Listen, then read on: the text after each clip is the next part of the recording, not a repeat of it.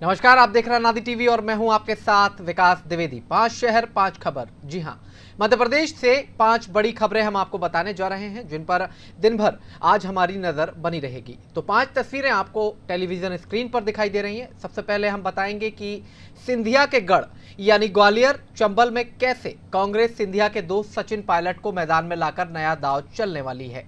दूसरी खबर सागर जिले की सुर्खी विधानसभा क्षेत्र से निकलकर सामने आई है, जहां बीजेपी राम के सहारे नजर आ रही है।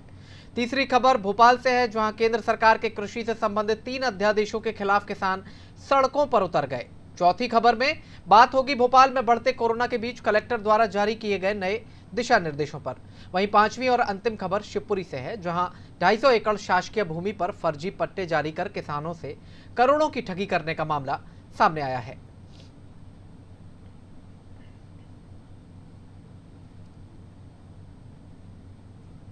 तो आइए शुरुआत करते हैं पहली खबर के साथ, जहां मध्य प्रदेश के उपचुनाव को लेकर कांग्रेस का खासा फोकस ग्वालियर चंबल संभाग पर है। यही वजह है कि कमलनाथ सिंधिया के गढ़ में सेंधमारी के लिए पूरा जोर लगा रहे हैं। वहीं अब वो गुर्जर बाहुल्य सीटों पर लोगों को रिझाने के लिए कांग्रेस राजस्थान के पूर्व डिप्टी सीएम सचिन पायलट को स्टार प्रचारक बनाने की तैयारी कर रहे हैं। कांग्रेस प्रदेश अध्यक्ष कमलनाथ ने ग्वालियर चंबल संभाग में चुनाव प्रचार के लिए सचिन पायलट की मांग की है।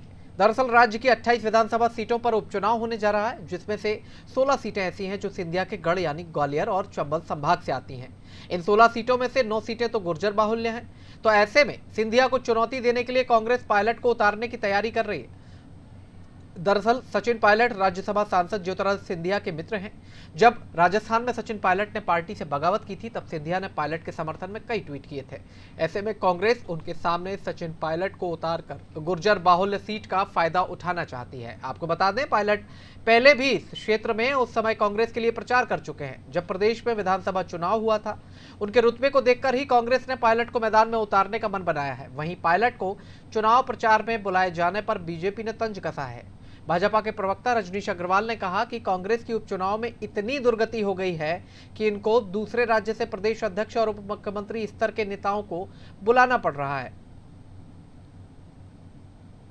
वास्तव में मध्य प्रदेश के उपचुनाव में कांग्रेस की इतनी दुर्गति है, इतनी हालत खराब है कि इनको दूसरे राज्य से प्रदेश अध्यक्ष स्तर के या उप मुख्यमंत्री स्तर के नेता को बुलाना पड़ रहा है चुनाव प्रचार में। यदि ये कह रहे हैं तो सचिन पायलट जी आएंगे, अपनी व्यथा भी बताएंगे और किस प्रकार जब वो अपने स्वाभिमान की लड़ाई लड़ रहे थे तो वहाँ के मुख्यमंत्री और कांग्रेस के मालिक परिवार के चहेते अशोक गहलोत जी ने किस प्रकार उनका अपमान किया था, किस किस प्रकार के शब्द बोले थे। उन के आने के बाद उन पर जिस प्रकार से हमला चौतरफा करने वाले कांग्रेस के नेता, पदाधिकारी, तमाम प्रकार के जनप्रतिनिधि मध्य प्रदेश के भी थे, वो भी खुलकर सामने आएगा। वो समाज, वो जाति जो अपना मान सम्मान स्वाभिमान समझती है सचिन पायलट को राजस्थान के भीतर, उसका अपमान किस प्रकार हुआ और आज किस प्रकार की हालत कांग्रेस में उनकी है, ये बात जरूर उजागर होगी। तो लाइए, बुलाइए और कमलनाथ जी की डींगे मारने वाली जो आदत है वो भी उसकी पोल खुल गई कि इनसे कुछ ना हो पाएगा। तो आपने देखा कि किस तरह से बीजेपी प्रवक्ता रजनीश अग्रवाल अपनी प्रतिक्रिया देते हुए नजर आए और ये प्रतिक्रिया कम तंज ज़्यादा लग रहा था। जिस तरह से उन्होंने कहा है कि दूसरे प्रदेशों से नेताओं को बुलाना पड़ रहा है। हालांकि इसमें उन्होंने एक दाव और भी चला। उन्होंने कहा कि किस तरह से गहलोत ने सचिन पायलट के साथ व्यवहार किया था, शायद उसको उन्हें ध्यान में रखना चाहिए। और खबर पर ज़्यादा बातचीत के लिए हमारे साथ फोन लाइन पर मौजूद हमारे पॉलिटिकल एडिटर मनोज वर्मा। मनोज जी, जिस तरह से सचिन पायलट को उतारने की तैयारी की है कांग्रेस ने 16 सीटों पर, यानी ग्वालियर चंबल अंचल में सचिन पायलट के नाम के सहारे आगे बढ़ने की तैयारी है कांग्रेस की, उसे लेकर के बीजेपी प्रवक्ता रजनीश अग्रवाल ने भी प्रतिक्रिया दी है, तंज भी कसा है और तमाम तरह की जो पिछला घटनाक्रम है उसका जिक्र भी वो अपने बयान में करते हुए नजर आए हैं। किस नजर से आप इस पूरे घटनाक्रम को देखते हैं? देखिए विकास, जो रजनीश जी कह रहे थे, तो पहली बात यह कि अगर किसी भी राज्य में अगर चुनाव प्रचार होते हैं तो राष्ट्रीय स्तर तक के नेता भी प्रचार के लिए पहुंचते हैं जी। तो ऐसे में कोई उप मुख्यमंत्री या प्रदेश अध्यक्ष का दावेदार या जो एक्स रहा हो वो पहुंचता है तो इसमें कोई हर्ज नहीं। जी लेकिन सबसे बड़ी बात है कि जिस मंसूबे के साथ कांग्रेस सचिन पायलट को ग्वालियर चंबल की गुर्जर बहुल सीटों पर प्रचार के लिए बुला रही है, तब सवाल उनसे भी पूछे जाएंगे, कांग्रेस से भी ने अपने इस युवा नेता का अपमान किया और जी एक ऐसा आदमी जिसके लिए 1 महीने पहले ही उस राज्य के मुख्यमंत्री अशोक गहलोत ने कहा था कि मैंने अपने जीवन में इतना निकम्मा नेता नहीं देखा, जी तो कांग्रेस को जवाब देना होगा कि एक आदमी जो 1 महीने पहले तक इतना निकम्मा था, वो अचानक से दूसरे पड़ोसी राज्य में कांग्रेस के इतने काम का कैसे हो गया। बिल्कुल सही बात। गुर्जरों के बीच से भी बीजेपी ने भी कई सारे वहाँ गुर्जर उम्मीदवार मैदान में उतारे हैं, तो वो लोग भी सवाल करेंगे कि एक ऐसा नेता जिसके स्वाभिमान को कांग्रेस ने चोट पहुंचाई, जिसने स्वाभिमान की खातिर बगावत की, जिसने स्वाभिमान की खातिर मंत्री पद छोड़ा, जिसने स्वाभिमान की खातिर प्रदेश अध्यक्ष का पद छोड़ा, जिसको वापस लाया गया है, लेकिन जिसके बंगले तक पे संकट बरकरार है, तो ऐसा नेता किस मुंह से स्वाभिमान की बात करेगा, वोट मांगेगा। तो निश्चित तौर पे ये जो कांग्रेस का जो दाव है, ये ग्वालियर चंबल में उल्टा भी पड़ सकता है। तो हो सकता है कि जो पायलट वोटों की फसल काटने के लिए मध्य प्रदेश में लैंडिंग का सपना देख रहे हैं, हो सकता है उस पायलट के कारण कांग्रेस के मंसूबे चुनावी रण में क्रैश भी हो सकते हैं। जी अब मनोज जी, आपने कहा दाव उल्टा पड़ सकता है, ये बात बिल्कुल सही लगती हुई नजर आ रही है, लेकिन इसके साथ ही अगर जिस मंसूबे के साथ कांग्रेस ने उनको उतारा है, गुर्जर वोट जो उन्हें दिखाई दे रहे हैं, बड़ी लॉबी है, तो उसमें कितना कुछ फायदा अगर इसके हम उलट बात करें तो होता हुआ कांग्रेस को आपको दिखाई देता है? देखिए, बीजेपी के पास भी कई सारे तमाम सारे राज्यों में गुर्जर नेता हैं, बड़ी अन्य कास्टों के नेता हैं, तो स्वाभाविक तौर पर जब कोई जाति विशेष का नेता किसी क्षेत्र में किसी पार्टी विशेष के लिए वोट मांगता है, उसका असर तो पड़ता है। लेकिन जैसा मैंने पहले कहा कि जब आप मैदान में उतरेंगे तो जिन मुद्दों पर आप वोट मांगेंगे, स्वाभिमान पर, कांग्रेस की खातिर, तब लोग सवाल पूछेंगे ना कि अगर कांग्रेस इतनी अच्छी पार्टी थी तो आपने बगावत क्यों की, कांग्रेस अगर इतनी अच्छी पार्टी थी तो आपके साथ अन्याय क्यों हुआ, कांग्रेस में नेताओं का इतना ही मान सम्मान है तो आपको निकम्मा नालायक क्यों कहा गया, कांग्रेस में अगर इतनी अच्छी बात थी तो ज्योतिरादित्य सिंधिया या बाकी जो गुर्जर नेता छोड़ दीजिए। यानी कि मनोज जी, तमाम सवाल ऐसे निकल करके, सारे सवालों के जवाब उनको देना होंगे। यानी कि तमाम सवाल ऐसे निकल करके आने वाले हैं जब मैदान में सामना होगा, आम जनमानस से सामना होगा और मैदान में उतरने के बाद ही सारी स्थितियां स्पष्ट हो सकेंगी।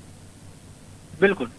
चलिए मनोज जी, बहुत शुक्रिया अपनी प्रतिक्रिया देने के लिए। तो ये थे हमारे पॉलिटिकल एडिटर मनोज वर्मा जी, जो बता रहे थे कि किस तरह से कांग्रेस ने एक दाव चला है, लेकिन एक ये दाव अगर सही तरीके से काम नहीं किया गया तो ये दाव उल्टा भी पड़ सकता है। तमाम तरह के सवालों की चर्चा भी इस दौरान उन्होंने की कि ये सवाल भी जनता पूछ सकती है कांग्रेस से, क्योंकि जिस तरह से पूरा का पूरा मसला नजर आता है उसको देखते हुए तो शायद संभावना भी इसकी यही लगती है कि दाव उल्टा भी पड़ सकता है। फिलहाल हम बढ़ते हैं अगली खबर की ओर, जहां मध्य प्रदेश में 28 सीटों पर विधानसभा के उपचुनाव होने हैं, जिसमें एक सागर जिले की सुर्खी विधानसभा सीट भी शामिल है। यहां बीजेपी राम नाम के सहारे चुनावी कश्ती को पार लगाने की कवायद में जुट गई है।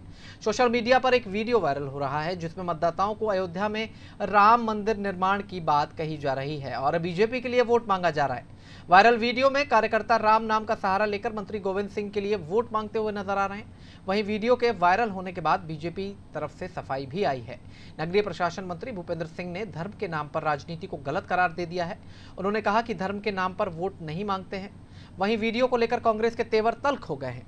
मध्य प्रदेश कांग्रेस के कार्यकारी अध्यक्ष सुरेंद्र चौधरी ने बताया कि पार्टी स्तर पर इसकी शिकायत निर्वाचन आयोग से करने का मन बनाया जा रहा है। बीजेपी हमेशा चुनाव जीतने के लिए राम नाम का सहारा लेती है। उनके पास विकास का कोई भी मुद्दा नहीं बचा है।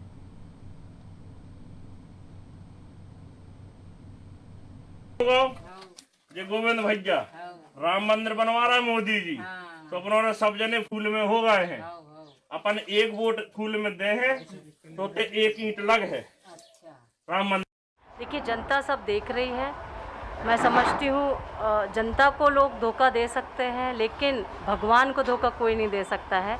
ईश्वर सब देख रहा है और इस बार परिणाम जो भी होगा आप देखिएगा। इस बार जनता चुनाव लड़ रही है और जनता ही उसका जवाब देगी। भारतीय जनता पार्टी और शिवराज सिंह सरकार और गोविंद राजपूत से जनता का मोह भंग हो गया है।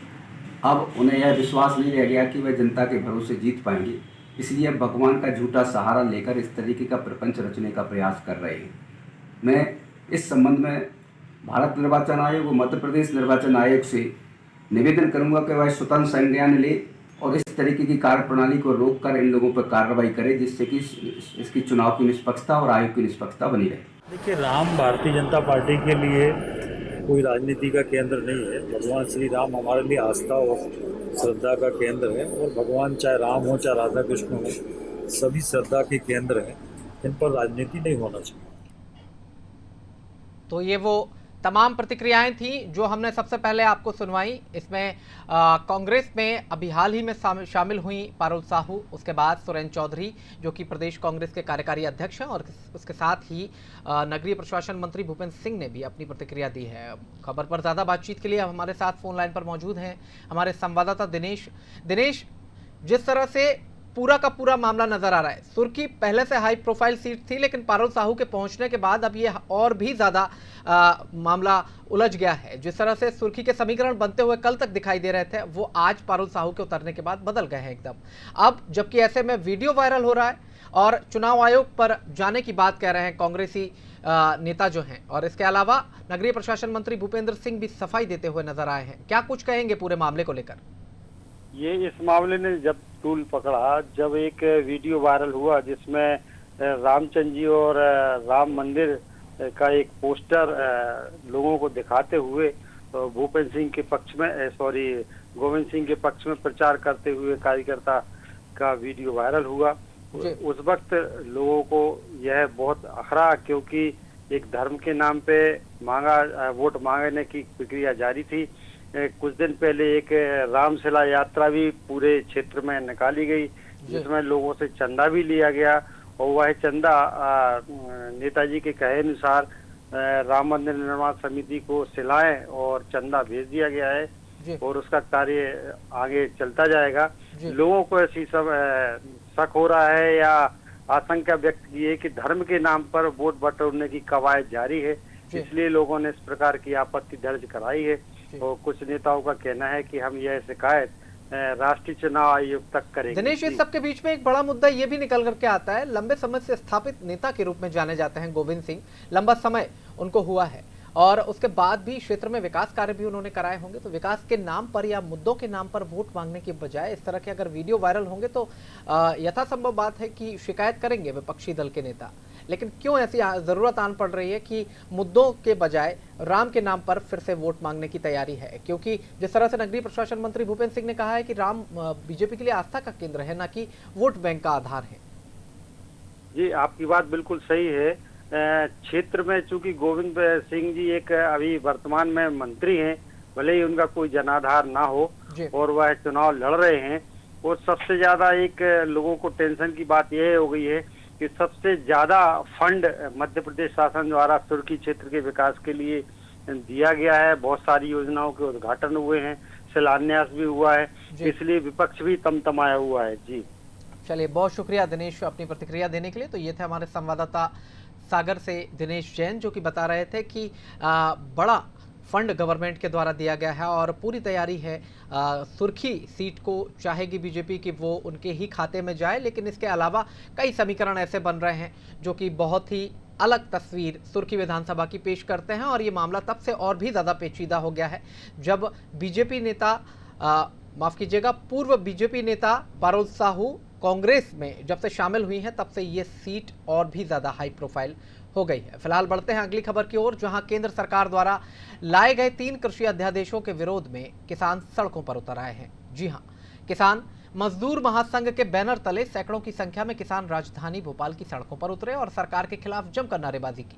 इसके साथ ही विधानसभा घेराव के लिए कूच किया। इन किसानों का कहना है कि केंद्र सरकार द्वारा जो अध्यादेश लाए गए हैं वो वास्तव में किसानों के लिए डेथ वारंट की तरह है। अगर जल्द ही इन अध्यादेश में संशोधन नहीं किया गया तो आगे पूरे देश भर में इसका विरोध किया जाएगा। किसानों के इस प्रदर्शन के दौरान भारी पुलिस बल मौजूद रहा और विधानसभा का घेराव करने से इन्हें रोक दिया गया। ये कृषि किसान विरोधी 3 अध्यादेश जो मोदी लेके आए, जो कोरोना काल ये इतनी महामारी के संकट में तुरंत ये लेके आए हैं, और 900 पेज का जो है जो अध्यादेश ले है, बहुत से अभी मिनिस्टर जो एक कैबिनेट मिनिस्टर हैं कौर, उन्होंने इस्तीफा भी दिया। उन्होंने भी इस्तीफा इसलिए दिया, उन्होंने कहा कि हमने 900 पेज का पढ़ नहीं पाए, तो इतना उसमें सबसे बड़ी जो किसानों का जो सुरक्षा कवच जो बनाया था कि उसमें मिनिमम सपोर्ट प्राइस की गारंटी का जो कानून था कि भाई मिनिमम सपोर्ट प्राइस मिलना चाहिए, 900 पेज के अध्यादेश में एक लाइन ये और नहीं जोड़ी गई, तो ये किसानों के लिए एक प्रकार से डेथ वारंट का काम कर रहा है। तो उसका जो है उसको सीधे कोई भी कितना भी जमा कर सकता है, जिसमें जितना बड़ा पूंजीपति होगा वो उतना बड़ा गेम खेलेगा कुल मिला के। तो ये कुल मिला के किसान विरोधी अध्यादेश है। और हमारा जो निवेदन है कि अगर जो एक दो चीज हमारी जो मूलभूत परिवर्तन के लिए मांगे जो हमने निवेदन करी है वो मांग लें, हम अपना आंदोलन और ये वापस लेंगे।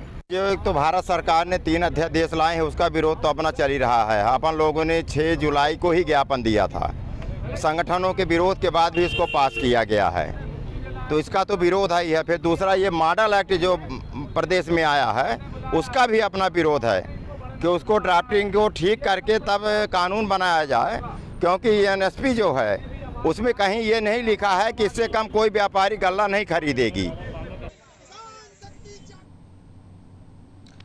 तो आपने सुना, ये प्रतिक्रियाएं थी कि आंदोलन क्यों किया जा रहा है और किस तरह से किसान सड़कों पर हैं अध्यादेशों के विरोध में। खबर पर ज्यादा जानकारी के लिए हमारे साथ फोन लाइन पर मौजूद है हमारे विशेष संवाददाता अंकुर अधर्यु। अंकुर, जिस तरह से केंद्र सरकार द्वारा जो अध्यादेश लाए गए हैं वो प्रदेश सरकार के लिए गले की हड्डी बनते जा रहे हैं। उपचुनाव होना है, ऐसे में शिवराज सिंह सरकार लगातार किसानों के हितों का ध्यान रख रही है। तमाम तरह के मुआवजे बांटे जा रहे हैं, बाढ़ पीड़ितों को राहत दी जा रही है, फसल जिनकी बर्बाद हुई है उनको राहत दी जा रही है और बीमा तक की राशि प्रीमियम भरने की लगातार आगे बढ़ाई गई। यानी कि किसानों को पूरी सहूलियतें देने का काम प्रदेश सरकार ने किया है। लेकिन अब केंद्र के द्वारा जो अध्यादेश लाए गए हैं वो इनके लिए परेशानी का सबब बन गए हैं। जैसे किसान सड़कों पर हैं, ये तो मामला किस ओर जाता हुआ दिखाई देता है अंकुर? मैं आपको बता दूं, निश्चित तौर पर आपने कहा ये गले की हड्डी बन गया है प्रदेश सरकार के लिए, क्योंकि जिस तरह से ये तीनों अध्यादेश आए हैं उसका लगातार किसान संगठनों द्वारा विरोध किया जा रहा है। उसी के चलते आज विधानसभा घेराव का प्रयास भी किया गया। निश्चित तौर पर किसानों का ये कहना है कि जो MSP से कम दाम पर व्यापारी नहीं खरीदेगा इसका किया गया।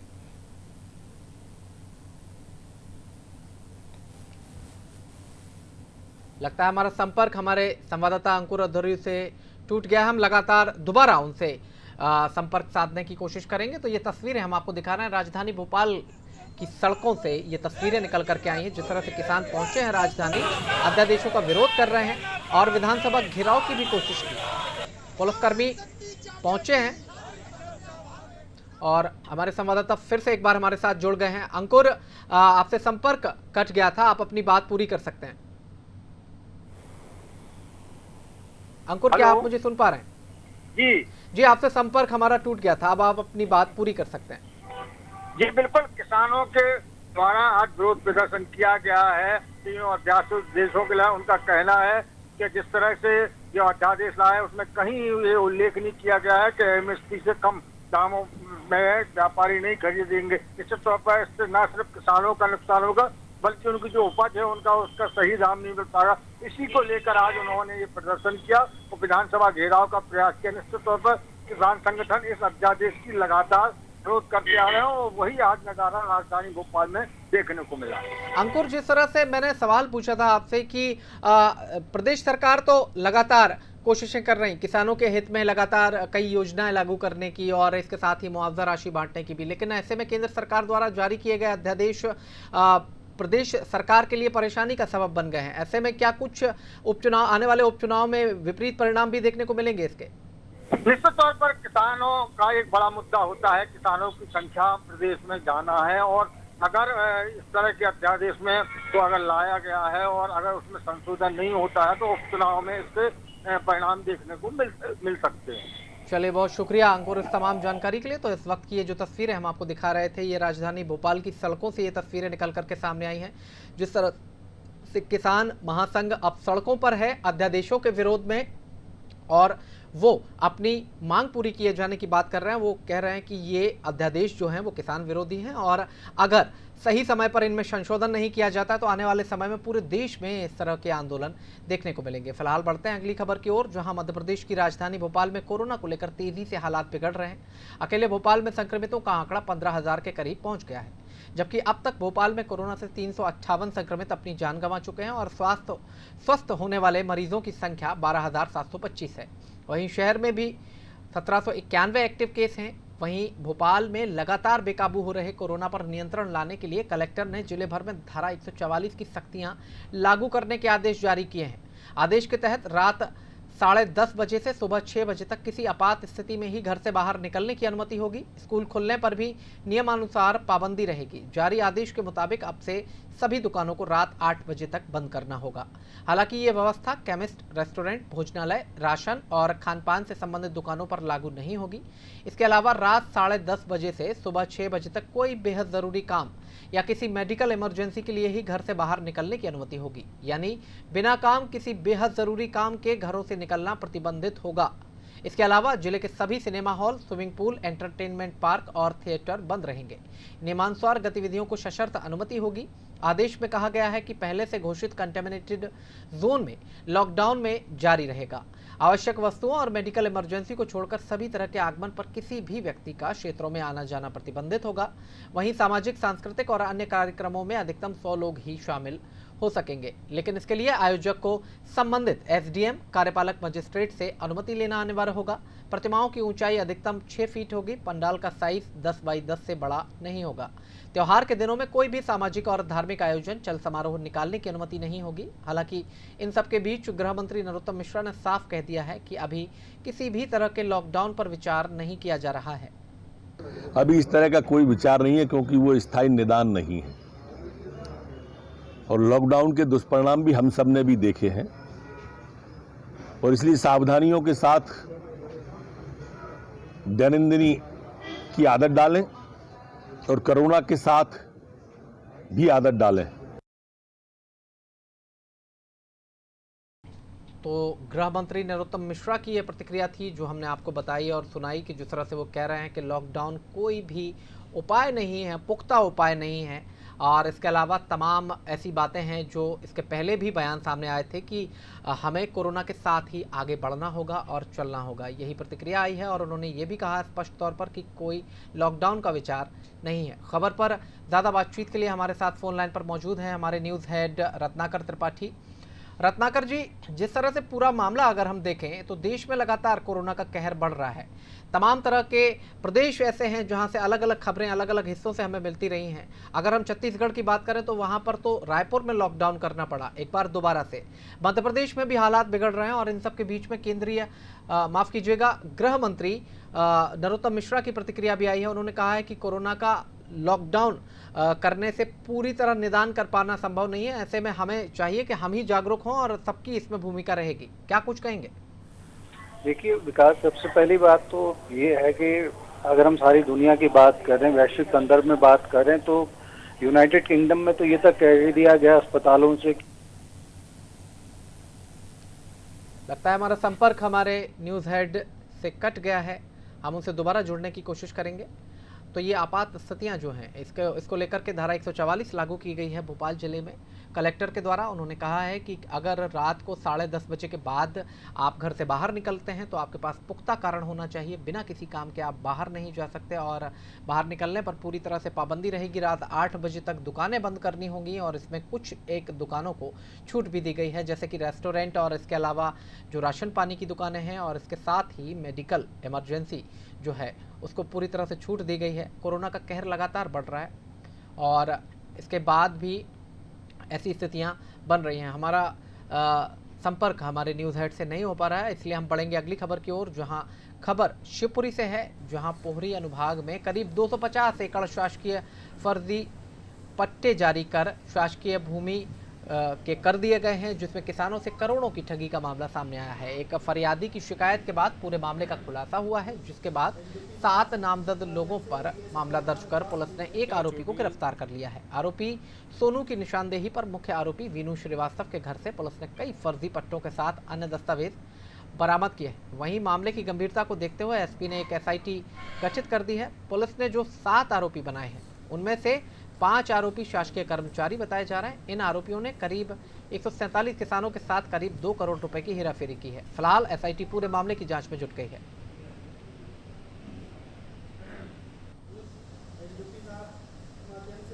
ये पोहरी थाने में ये अपराध दर्ज किया गया 245/20, इसमें 420, 467, 478, 471 का अपराध दर्ज किया गया है। इसमें अभी तक 7 आरोपी के नाम आए हैं और इसमें जो मुख्य आरोपी है वो अभी हमारी पहुंच से बाहर है, सत्यम और बिनू श्रीवास्तव। इसकी तलाश है, इसके बाद में और भी खुलासे होंगे।